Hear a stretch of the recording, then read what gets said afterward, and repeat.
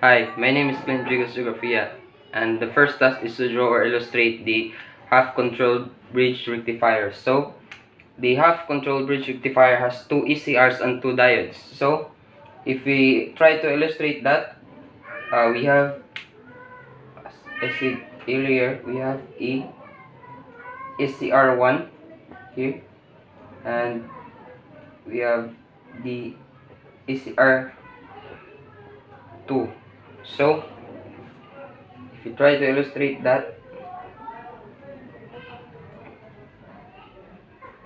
by the way, this is a symmetrical configuration, and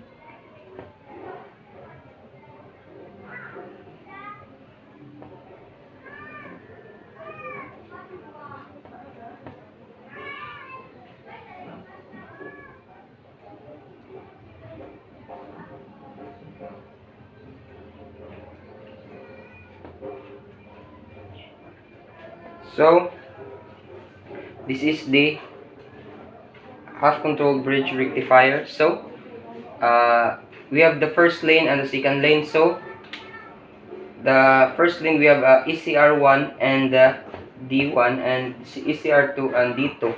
So as we know that the thyristor cannot be turned on or being active unless the anode has a lower positive than the cathode. So it should be that this anode part here should be more positive than cathode. So in the first phase, in here the line which is the positive, and from here negative. So the phase will, if we try to trigger here, so the current will flows from here, from the anode, from the ACR1, and then travel goes from here the RL, and then to D2. So and then D2 comes back to negative and in the neutral state. So and then it is now negative. So and then we try to trigger it again. So from here negative, the current will travel from here ECR2 to RL, and then conduction to D1, and then comes back to the line which is the positive. So and then continuous manipulation or continuous execution. So and if we try to illustrate the voltage waveform, it will look like this. So in terms of, this is the output voltage, and in terms of the pi and the alpha, we can manipulate its waveform. So first, try to, okay,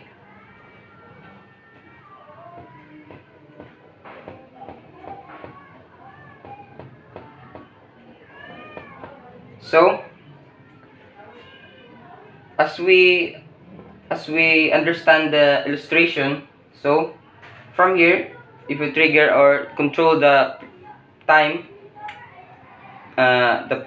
in terms of the pulses or the alpha with respect to time, so in the first state, the conduction from ECR and D1 is not already being connected. So therefore we have the zero state or the freewheeling loop. So it will have in here, and then it is our T1 or the first trigger T1.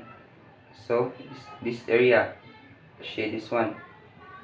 So take note that this is a positive half wave cycle. So and then if we from here, from positive comes back to negative, and if you trigger that from negative half cycle, so it ECR2 is connected to D1. So ECR1 is connected to 0, but take note that before the conduction, it is also have the freewheeling loop, like that. So, this area is the negative half cycle. And then, also, and it turns back again from positive phase. So, we have a freewheeling loop here with respect to alpha. So, this area here, this will be the T2, and this will be the T3. So, this is the waveform for the output voltage. So, this area here and here, and take note that this is it is affected by the freewheeling loop on in the pulses with respect to the controlling of time, or alpha and pi. So, if we try to illustrate the current, so just like the voltage illustration, we have a freewheeling loop here. So current, take note that current has a constant like that, right? Because this is a circuit. So from here we have the freewheeling loop, and then current, that. So, and then we have from negative, we have the freewheeling loop, and then again freewheeling loop, because the conduction has a delay before it conducts from ECR to D2 or ECR to diode, and then during the positive half cycle.